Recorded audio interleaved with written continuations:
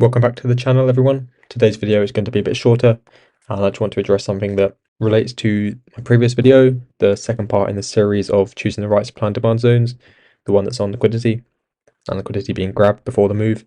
And I just want to help you understand how you can be sure that liquidity has been absorbed and not just absorbed in the short term to take price to its zone and then take price in the true direction.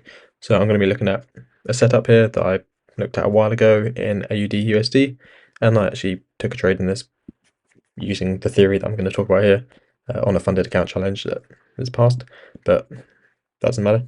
But it's going to be a really simple rule that you can implement.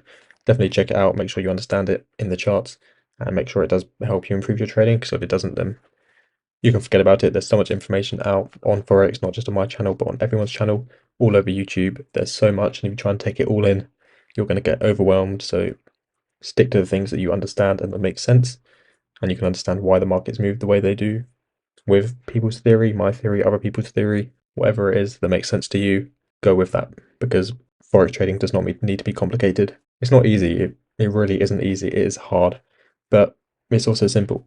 Don't get them confused. Something can be simple and hard, but there's a reason that 70, 80, 90%, whatever it is, of retail traders lose, and that is because they don't like hard. They view this as a way to get rich quick, and if you do that, then, well, you're just going to be giving money to the markets. So just looking at this zone here, anywhere in here, have a go, look at yourself, look for some liquidity grabs, because this is what I was looking for, and see what you can see, and see if they make sense for you to trade. So you can pause the video and just have a look. And I'll go for it now, but get rid of this. And the two things that I saw were, the first one over here was very clean liquidity grab. It's wick, so you could call that a liquidity grab. And then down here, there was another liquidity grab. This is what I was looking at. And there's liquidity grab on both sides of the market, so how do you know which one is going to hold? I mean, other than looking at the trend, going bullish, other than that, you wouldn't really know until you looked at this rule that I'm going to introduce you to. And that rule is simply going to be that you need a candle close, break of structure, or change of character after the liquidity grab. So if you've got something like this, got your structure, and then something like this, you get your liquidity grab, you want to break, and then pull back and continue. If we assume that the market structure is going from here to lower low, higher low, lower low, higher low, and then there's not candle closes here. So this might not be too clear, but if we just get into the charts, you will see what I mean. So if we look at the first thing over here, you get liquidity grab, and then price pushes down. This looks quite good. You get a strong bearish candle, there's some imbalance, and a nice supply zone that you might look to take the markets down on. And to be honest, if you're looking at lower time frame confirmations, you could still trade this, but there would be more confirmation if you got a candle close below this point. If this bearish candle closed below here, then I would be confident that we were going bearish, and I would look to be trading from this supply zone. But we didn't. We just got a wick. And as you know, wicks are often liquidity grabs, especially when you get two candles with wicks next to each other and then price pushed up. So as you can see, if we just take a quick look at the market structure, just going from back here, you can see got something like this.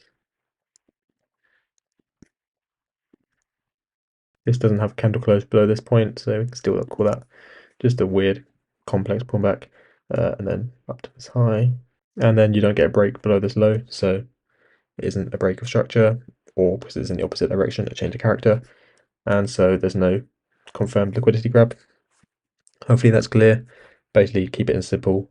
If the liquidity grab doesn't form a break of structure in the opposite direction, then just ignore it, or look for low time frame confirmations if you're confident with that, and if you've backtested to confirm that it works. But then on the setup that I did trade over here, you can see that liquidity was grabbed, and if you remember the structure that we had, this was the high before the pullback slash liquidity grab, and then you get candle close, break of structure over here, and so I was confident that we were bullish, and so I marked up my demand zone, risky entry, straight from this demand zone.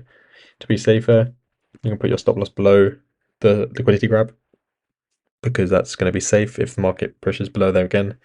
then you were probably wrong and the market wants to go bearish. But for me, I wanted to take this entry and it played out nicely, got tagged into, pushed up a bit, and then actually liquidity grab within the zone before pushing up again. And then breaking structure again up here, so you can look to get on at the new demand zone. Obviously there's no imbalance, so be careful.